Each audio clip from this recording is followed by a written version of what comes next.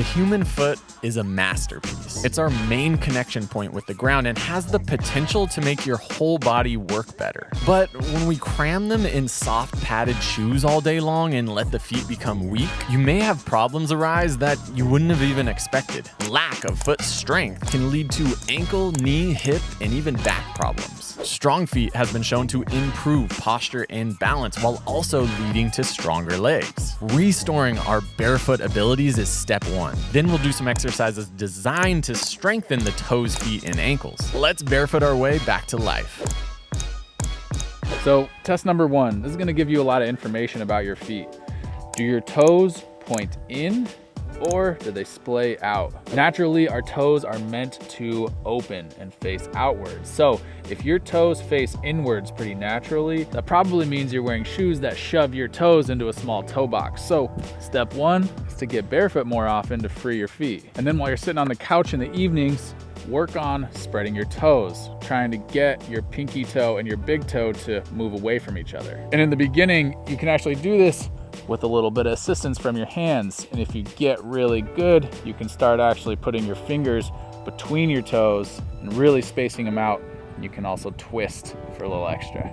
Now, another consequence of wearing normal soft shoes is you lose the strength of your arches of your feet. But you'd be surprised how quickly you can gain that back just from spending a little bit of time walking barefoot every day. Walking around inside or on flat surfaces is gonna feel better at first, but the quicker you get to more terrain, some natural surfaces, the more likely you are to regain your naturally strong arches. About 15 years ago, a book came out called Born to Run, where the author was spending time with indigenous cultures who were running barefoot style with very low-tech sandals. These guys were running incredible distances at a very high level, seemingly injury-free. With high running injury rates in the US, this made people start questioning if the big padded Nikes were best for running longevity. Now, a lot of people ran out and got barefoot shoes to run in and ended up having injuries of their own. I actually got my first pair of Vivos after reading Born to Run about 10 years ago. Now, this in itself kind of proves that the feet are adaptable, but they're definitely not going to change overnight. Barefoot is our natural state, but we've all worn shoes for a long time. Now we're seeing guys like Leo Urban traversing natural environments and doing big jumps in trees barefoot. There's a guy named Charles Albert doing world-class bouldering barefoot, and numerous other runners who have pushed the boundaries of what's possible with no shoes. The point is not to go start a barefoot running career, but that the feet are only as fragile as we allow them to be. Modern shoes can be like putting your feet in casts. Of course, they'll atrophy in strength and mobility. Your feet are literally your connection to the world. If they're weak and dysfunctional, then body parts above them, like the knees and the back, will be affected negatively. Doing crawling or animal movements barefoot is one of the easiest methods to get your feet working in more natural ways. They'll get stronger and more mobile as a byproduct. Consider doing our Move Strong Now program, which is a mixture of strength, mobility, and animal movements, all that can be done barefoot at your house. And we're gonna drop the viewers of this video a coupon code for 20% off. Use the code barefoot. But I personally spent years in big padded basketball shoes. I was at the point where I couldn't get any space between my toes. These are some potent exercises that I used to bring my weak and lazy feet back to life. Test number 2. Can we flat-footed squat? This is just going to give us a lot of good information if our ankles are flexible enough. But from here, can we drive up onto the toes, pushing our knees forward? Now here, my toes essentially have to support my whole body weight. I find this to be a really good test of foot strength and toe flexibility. If you can't do this, let's get to some feet training essentials. Half kneeling.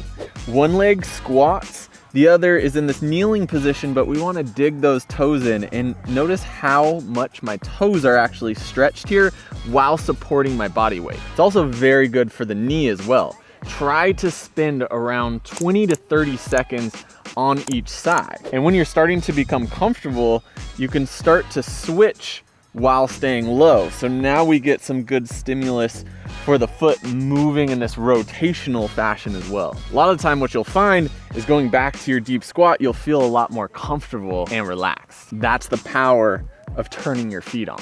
Number two, one of the ways that we can strengthen all of the muscles in the feet is to ask yourself to balance on one foot. Now, all the micro corrections that I have to make to balance and counterbalance myself makes me use all of these small muscles in my feet. And if you balance barefoot, you'll feel your foot using all of those tiny muscles to grip the ground and to keep yourself stable. Now, you don't quite get this when you walk on flat surfaces, but if you were to be walking on uneven surfaces all the time, your feet would be naturally doing all of these small corrections. Now, to mimic some of this off-terrain walking, we can actually do some simple walks that will really train all the muscles surrounding your ankles and feet to get stronger. So one that's really important is walking on the heels. So now we're practicing pulling those toes back to us, and we're gonna be strengthening a lot of these front of the shin, tibialis anterior muscles that are so important for us being able to pull the toe back and to sit deep. Now, to balance that out, of course, we can also walk on the toes. Now we strengthen the calves and the ability to really press off firmly into the ground through the balls of the feet and the toes. Last but not least, let's not forget about the other ranges of the ankle. We can actually walk on the outsides of our feet to strengthen our ability to invert the ankle. This might seem like you're making the ankle more vulnerable because something like this is how you roll your ankle, but really we're making it more resilient to be able to resist injury. And to make our ankle and foot strength complete, we can practice the inside as well. I really suck at this one. Do this enough and we can really bulletproof our ankles, feet, and even the knees as well. So are shoes the enemy?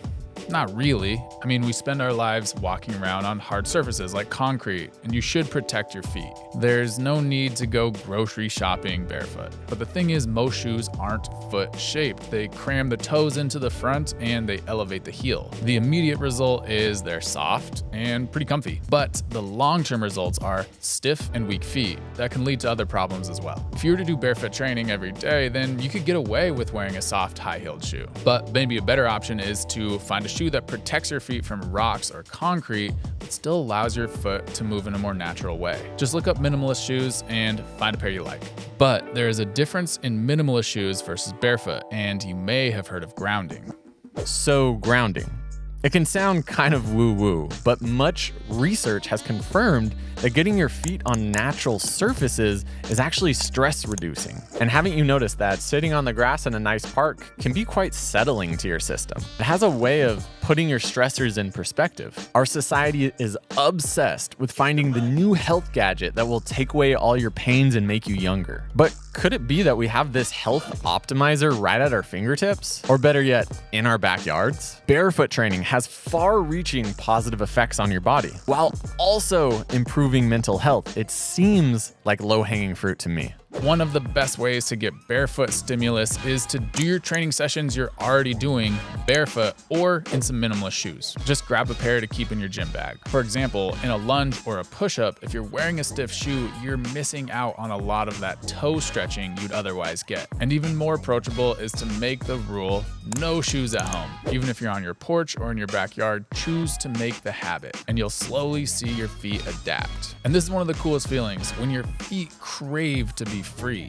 Now, you'll hear people talk about how barefoot is not hygienic, but is cramming your feet into sweaty socks and shoes all day actually hygienic? Sounds more like a recipe for athlete's foot to me. The more you get your feet free, the more natural it's gonna feel, the more you'll want it. Ultimately, it may change your lifestyle and your health. So do you train your feet to be strong? Do you wear minimalist shoes or go barefoot often? Comment below, let us know. Barefoot for life, as always. Enjoy. No shoes? I've been practicing a lot, trying to toughen up my feet. Impressive. Thank you.